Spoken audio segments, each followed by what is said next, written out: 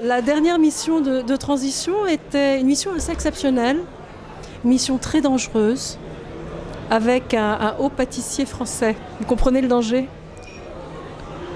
Voilà, c'est une mission qui a duré 7 mois, à mon grand bonheur, dans une entreprise française, en train de se déployer de manière assez spectaculaire en France, mais aussi à l'international.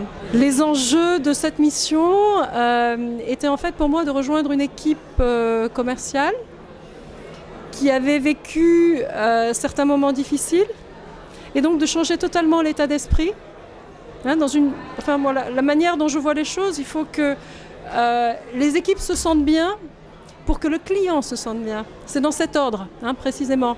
Donc un des objets de ma mission était de rétablir l'esprit d'équipe, l'envie de venir travailler tous les jours, l'envie de faire bien son travail. Et donc ça a été, je dirais, un volet très important dans cette mission.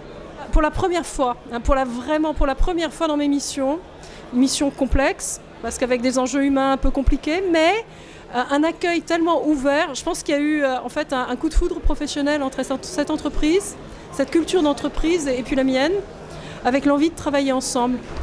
Et donc du coup, je dirais que les difficultés se sont totalement évanouies au profit de l'envie de travailler ensemble. Et je dirais même que les équipes avec qui j'ai travaillé, qui étaient assez exceptionnelles, ont voulu avancer même parfois plus vite que moi.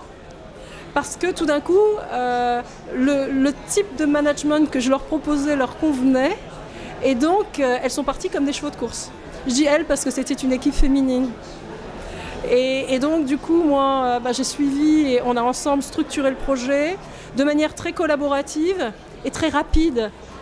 Et du coup, on a obtenu des résultats sur le terrain. Dire que je suis une personne de terrain. Je suis convaincue que c'est sur le terrain qu'on voit les signaux faibles d'une entreprise. Parce qu'en fait, tout descend sur le terrain le voit. Et on voit aussi les opportunités. En parlant avec les équipes sur le terrain, qui sont au contact avec les clients, et ce sont ceux qui font, qui savent.